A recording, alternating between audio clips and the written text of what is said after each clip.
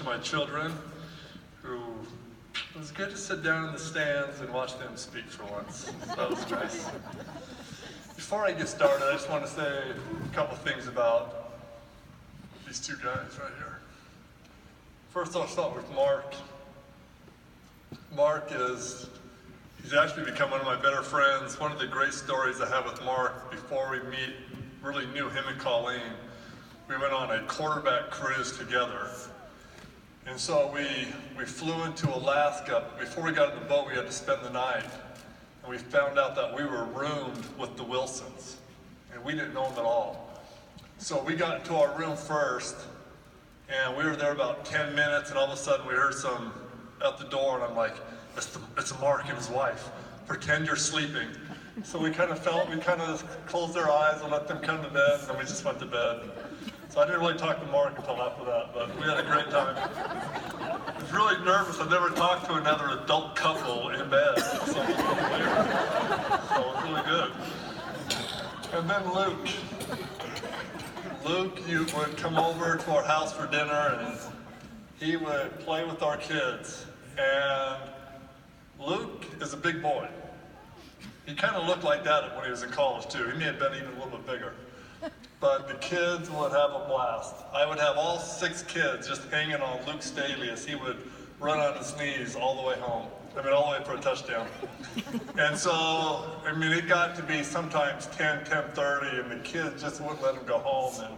And it was a lot of fun though. So, and just to let you know, Luke is probably one of the greatest running backs I've ever seen, especially putting on a BYU uniform. The guy was truly amazing. I remember in the press box, we must have said, wow, he's really good, isn't he? A million times, so he's awesome. So I appreciate, it's great to be up here with these guys. When did this all start? I probably weighed about 170 pounds in high school, hated football, but it started before that. It started all with Royer Park. Royer Park was our Parks and Rec, where all the kids went to play flag football, basketball with the chains on as nets, and games, and you would box, and you would have one guy that ran the whole program. And it was just what we did. We were able to ride our bikes about 3 miles, didn't have to worry about people beating us up, stealing anything from us. And it was the greatest thing. And then I got into punt, pass, and kick. So punt, pass, and kick, I'm sure you've all seen that. I would spend, I don't know why though, but I loved to practice. And I had to practice the first few times because I had to go with the age group younger. So I would take my mom out there, and me and my mom would be out in the middle of the street in front of our house, and a football doesn't bounce straight to you, it goes all over the place. So I would punt it, my mom would be chasing it, she'd try to throw it back to me, and I would be out there for at least an hour, practicing. And then finally, a couple years later, they finally put the age groups to where I could go with my age group. So it came to my last year, and it was a lot of fun. We got to go to a Raiders game, and at halftime, I got to perform for that. And then I won there, and then we got to go to the Houston Astrodome. First time we were on an airplane, at least for me, part of my parents too. And we got to go, and I don't know what it's like. Now I can kind of get a feel, but when I was a little kid, Terry Bradshaw was eating breakfast, and I went up to him and got his autograph. And then later in my life, when I went to an All-American thing, I talked to Terry Bradshaw again, and he told me, you'll never make it in this league unless you get drunk. So come drink with me. And I said, no thank you, and just walked away. So I saw 2 sides of that guy, but it was thrilling for me. And then I got into high school. First time I ever played tackle football.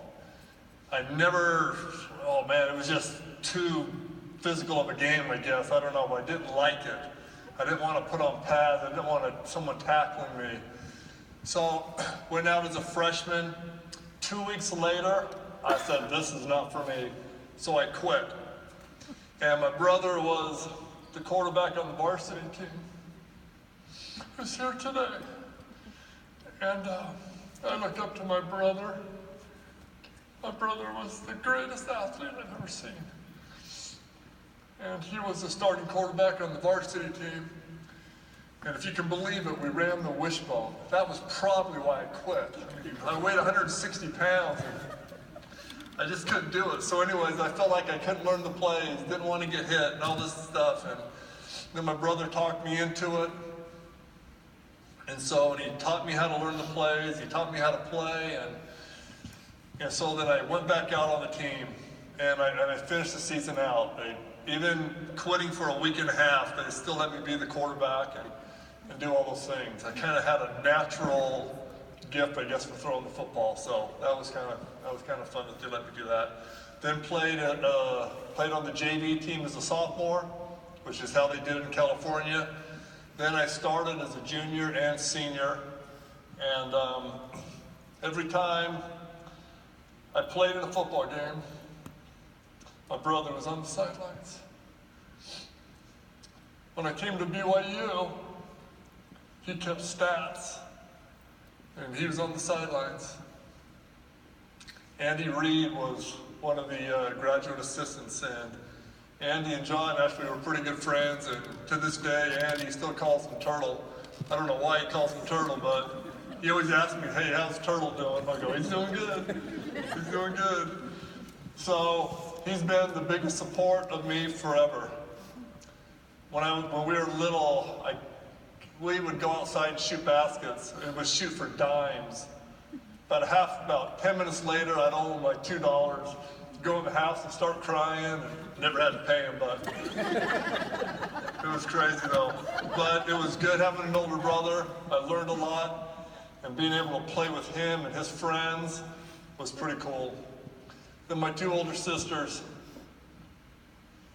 You know, anybody that's not a baby in the family is missing something.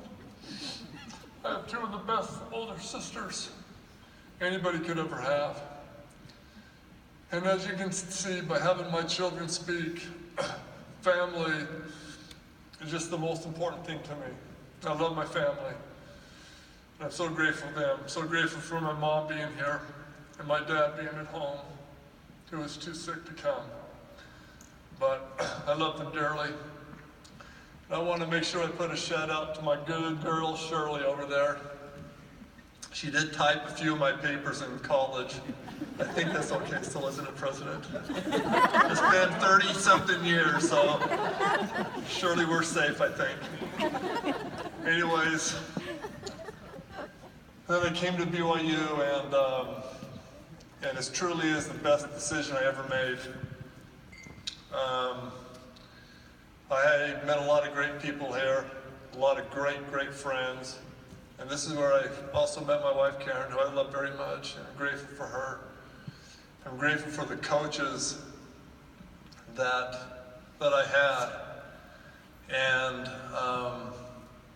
really more than anything is really my teammates. We grew a lot as a team and as friends and family, and although a lot of them have moved away and live out of state, there's a lot of good friends here that are very important to me.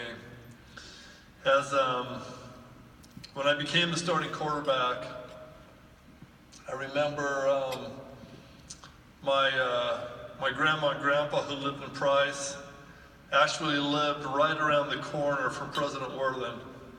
And I think we probably played kick the can a lot when we were little kids, and I'm sure President Worthen was in that little group of kids playing. But my grandpa, on his car, he had on his license plate, he has a thing that says, "I'm Robbie Bosco's grandpa." And I'm like, oh boy. You have to have that thing driving through Provo. But you know what? It was family, and that's what we did. And then I can remember after every home game, and it was always a joyous occasion because we didn't lose a lot of football games. but all my relatives from Price. I had an Auntie Dee and an Uncle George. That meant the world to me. And my Uncle George was a tough dude. He was a Marine. And I can remember I lived in a basement of a little house by myself, and after every home game we would have chili, and a big pot of chili. And I can remember he would grab the chili with paper towels. And one time, and he had to walk probably 15 steps to set it on the table that we ate at. And one time when he lifted it up, the paper towels caught on fire, and they were burning. And his hands were on fire, but I'm telling you, he was a Marine. He just walked over there and, as tough as can be, put it on there and just kind of wiped his hands off, and we started eating. But it's always been about family to me. I honestly do not know why. I grew up, I had awesome parents, and just unbelievable support. It was hard growing up as the youngest child, especially with my brother. I mean, my brother he was amazing. He was the best shooter I've ever seen until I came to BYU and Jimmer showed up. Sorry, John. Jimmer's pretty good. But my brother's really good. And it was one of the great things. I remember when Brian Santiago asked about, did we ever feel like we could win the national championship in '84? And I always kind of questioned it. But I do know this. In 1985, we really did think we could win the national championship again before the year started. And we lost a really, really close game to UCLA at home. And that kind of ended a 25-game winning streak by BYU.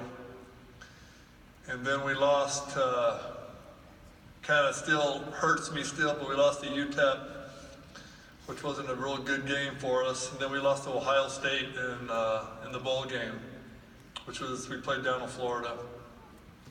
So I have a lot of fond memories of BYU. I have fond memories of the administration. President Holland, Elder Holland, President Holland was our president at the time. Very, very supportive of all of us as players and as teammates. And of course, we've talked about him before, but Coach Edwards. Coach Edwards was the reason why we were so successful. He all kept us kind of with an even keel, and we never got too high, never got too low, but we all played very, very hard for him. And obviously he was very much of a father figure to all of us. And then it was one of the great things I'll never forget is we didn't have the internet back then, and so you really couldn't get any articles. And every week, Patty would cut out every single article she could find, put them together, and send them back home to my mom and dad. I don't know if that happens anymore in the coaching world, but it happens here at BYU, and it's really, really, really cool. I just want to say thank you for everybody that came from the Staley family and friends, everybody that came from the Will